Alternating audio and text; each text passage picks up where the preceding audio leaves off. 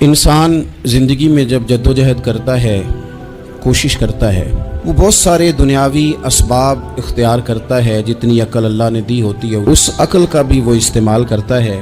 कोशिश करता है कि कुछ अचीव कर सके ज़िंदगी में, कुछ मकासद का हुसूल उसे मुयस्सर आए। अज़ीज़ भाइयों, एक बात अपने जहन में अच्छी तरह बिठा लें और लिख लें कि ज़िंदगी में जो किसी बंदे को कामयाबी हासिल होती है वो रब ताला की मदद से हासिल होती है। अगर रब ताला मददगार हो तो फिर कोई चीज़ भी रास्ते में रुकावट नहीं बनती, और अगर मालिक करीम को मंजूर ना हो तो इंसान बेहतरीन सियासतदान हो, अच्छा एडमिनिस्ट्रेटर हो, उसका ज़हन बड़ी वुसअत रखता हो, बड़ी अच्छी प्लानिंग करना जानता हो, सारा कुछ हो, तो बंदा नाकाम हो जाता है। मुसलमानों को जितनी कामयाबियाँ मिली उनका पस मंज़र सिर्फ इतना था कि अल्लाह तबारक व तआला ने अपने बंदों की मदद फरमाई। और अब ताला ने कुरान मजीद में इस हकीकत का बयान किया, फरमाया बलिल्लाहु मौलाकुम, फरमाया बल्कि अल्लाह तुम्हारा मौला है, वहुव खैरुन नासिरीन, और वो बेहतरीन मददगार है। वो जो रब तुम्हारा मौला है वो बेहतरीन मददगार है। और अगर वो मदद करे तुम्हारी, सूरह आले इमरान में आगे जाके इरशाद फरमाया अगर अल्लाह मदद करे तो फिर तुम पर कोई गालिब नहीं आ सकता, और अगर वो तुम्हारी मदद छोड़ दे तो फिर कोई तुम्हारी मदद कर सकता, कोई मदद नहीं कर सकता। बदर की जंग भी और फतेह मक्का भी रमज़ान मुबारक में हुआ है। मैं दोनों पर गौर कर रहा था तो एक नया मजमून मेरे जहन में आने लगा। बदर की जो जंग है उसमें भी एक अजीब इनकलाब आया है कि 313 ने 1000 से मुकाबला किया, और जिन 1000 से मुकाबला किया वो असलहे से लैस थे, और ये जो 313 हैं इनके पास 6 जिरहें, 8 तलवारें, चंद घोड़े। लेकिन अल्लाह ने कामयाबी दी तो खुद रब ने बयान किया किस तरह दी। फरमाया वलक़द नसरकुमुल्लाहु बिबदरिन व अंतुम अज़िल्ला। वो कामयाबी इस तरह मिली है कि रब ने तुम्हारी मदद की थी, तुम तो कमज़ोर थे, अल्लाह ने बदर में तुम्हारी मदद की, तुम जीत गए। वलक़द नसरकुमुल्लाहु बिबदरिन व अंतुम अज़िल्ला, अल्लाह ने बदर में तुम्हारी मदद की, तुम तो कमज़ोर थे। फिर फतेह मक्का नसीब हुई तो उसमें भी बेहतरीन मनसूबाबंदी नबी पाक अलैहिस्सलाम ने फरमाई, बेहतरीन हिकमत अमली हुजूर ने अपनाई। लेकिन हमें जो अल्लाह रसूल ने बात समझाई वो क्या है, इज़ा जा नस्रुल्लाह वल फतह, फरमाया जब अल्लाह की मदद आई और फतह नसीब हो गई। ये अल्लाह ने मदद फरमाई तुम्हारी, यहाँ भी फतेह मक्का भी अल्लाह की मदद से, जंगे बदर भी अल्लाह की मदद से। वो जो मदद है अल्लाह ताला की, जब वो हम ये करते हैं कि हम अपनी सारी ज़िंदगी सियासत की नज़र कर दें। हमारी सियासत सिर्फ मुल्क में नहीं होती, हमारी सियासत ख़ानदान में भी होती है। हम घर के अंदर भी सियासत करते हैं। हम किसी ख़ास तरीके से लोगों को अपने पीछे चलाना चाहते हैं, हम एक ख़ास उसलूब इख्तियार करते हैं कि लोग हमारे पीछे चलें। उसका नुकसान हमें ये होता है कि सियासत जो होती है ये शतरंज के हेर फेर की तरह होती है।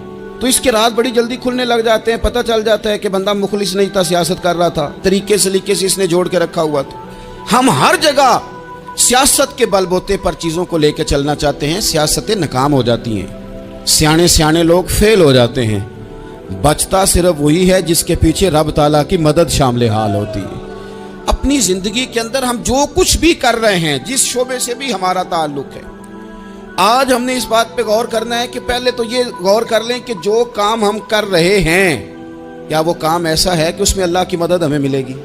अगर आप कोई माज़अल्लाह नाजायज़ काम कर रहे हैं, फेले हराम का इर्तिकाब कर रहे हैं, तो उसमें तो मदद इलाही आएगी नहीं।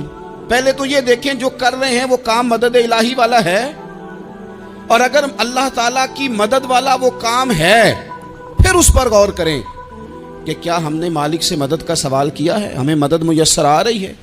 वो मैंने बुज़ुर्गों से एक बात सुनी थी, वो बड़ी याद रह गई। वो फरमाया करते थे काबिलियत भी बड़ी चीज़ है लेकिन कबूलियत सबसे बड़ी चीज़ है। काबिल होना भी बड़ी बात है लेकिन ज़्यादा बड़ी बात यह है कि उसकी बारगाह में कबूल भी है कि नहीं।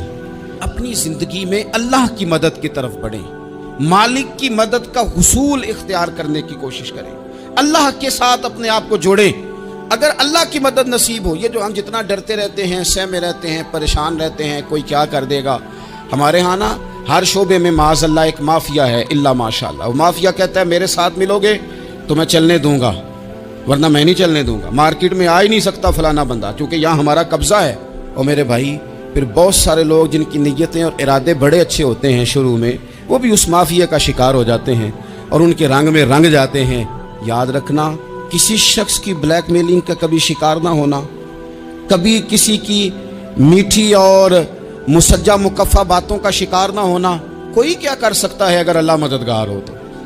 جس کو رب کریم اٹھانا چاہے اسے کوئی گرا سکتا ہے؟ ہم یہ ڈرے ڈرے سہمے پریشان فیصلہ کرنے کی طاقت نہیں، مجھے چلنا چاہیے کہ نہیں، اٹھنا چاہیے کہ نہیں، کرنا چاہیے، اٹھ باندھ کمر کیوں ڈرتا ہے؟ پھر دیکھو خدا کیا کرتا ہے۔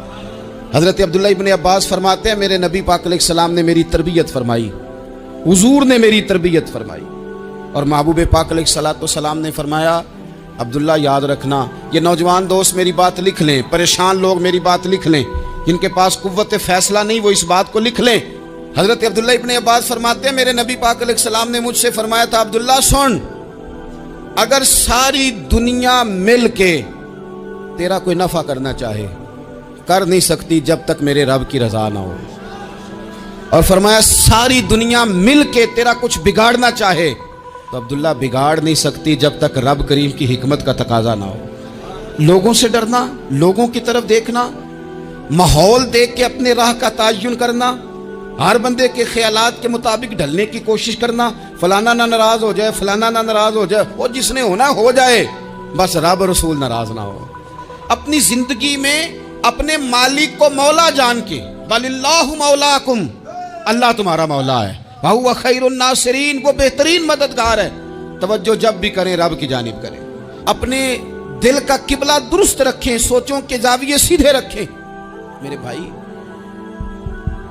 مالک جب بندوبست کر دے نا، جب مالک بندوبست کرتے پھر ایسا بندوبست کرتا ہے کہ لوگوں کے پاس نا چارہ نہیں رہتا۔ حضرت مریم رضی اللہ تعالی عنہا پاک باز تھیں، مسجد میں رہی تھیں، پر مالک کی حکمت کے تقاضے بڑے عجیب ہے نا۔ پھر جناب مریم کو اللہ تعالیٰ نے بغیر شوہر کی اولاد عطا کر دی۔ یہ بات ہی ایسی تھی، وہ کسی نے کہا تھا کہ مخلوق تو فنکار ہے اس درجہ کے پل بھر میں سنگے در کعبہ سے بھی اصنام تراشے، تم کون ہو کیا چیز ہے داغے کبابی، لوگوں نے تو مریم پہ بھی الزام تراشے۔ تو لوگوں نے کہا کدھر سے لے آئی بچہ، تیرا باپ تو ایسا نہیں تھا، کہاں سے لے آئی؟ اللہ کرے میں آپ کو سمجھا سکوں، ذرا اپنے آپ کو وہاں کھڑا کریں کہ ایک پاک باز عورت، پاک باپ کی بیٹی، طیب ماں کی بیٹی، اور اللہ کے گھر میں پرورش پانے والی خاتون، ایک وہ وقت اور ایک یہ وقت کہ اس عورت کو کٹہرے میں کھڑا کر کے پوچھا جا رہا ہے کہ معاذ اللہ تیری گود میں بچہ جائز نہیں ہے، کہاں سے لائی ہے؟ اب خود سے صفائیاں بندہ کتنی کو دے، کتنی کو وضاحتیں کرے۔ اور میں نے تو اپنی زندگی میں دیکھا ہے زیادہ وضاحت دینے والے کو بھی لوگ جھوٹا سمجھنے لگ جاتے ہیں، زیادہ وضاحت دینے پر بھی لوگ کمزوری کا اظہار سمجھتے ہیں کہ کمزور پڑ گیا۔ آپ صلح کی کوشش کرتے ہیں، سامنے والا بزدل سمجھ لیتا ہے، زیادہ وضاحتیں بھی کمزور کر دیتی ہیں۔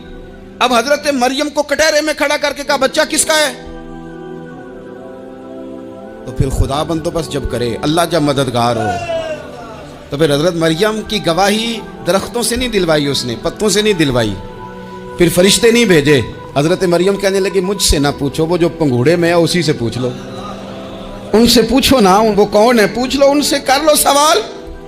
انہوں نے کہا پنگوڑے میں چند دنوں کا بچہ، یہ جواب دے گا؟ مددگار تھا رب،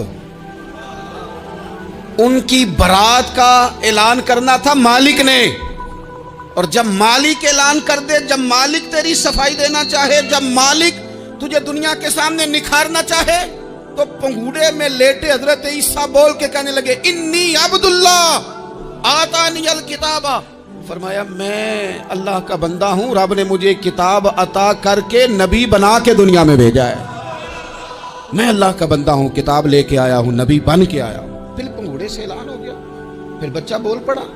اور یہ ایک دفعہ نہیں بات ہوئی، یہ بنی اسرائیل میں ایک جریج نام کے شخص بھی تھے جو نماز پڑھ رہے تھے، بعض نے لکھا ہے نفل نماز تھی، اماں نے پکارا تو آئے نہیں، تو ماں کے منہ سے نکل گیا تو اتنی دیر تک مرے گا نہیں جب تک کسی بے حیا عورت کا منہ نہ دیکھ لے۔ تو وہ عبادت گزار تھے، لیکن لوگوں نے ان کی عبادت، ریاضت، پرہیزگاری کو نہیں دیکھا، بس ایک عورت کو بھیج کے الزام لگوا دیا۔ وہ عورت آیا جایا کرتی تھی، اب آ جاتی ہیں عورتیں، مسئلہ پوچھنے کی نیت سے بھی آ جاتی ہیں، ماحول میں کچھ جگہ ایسی بھی ہیں جہاں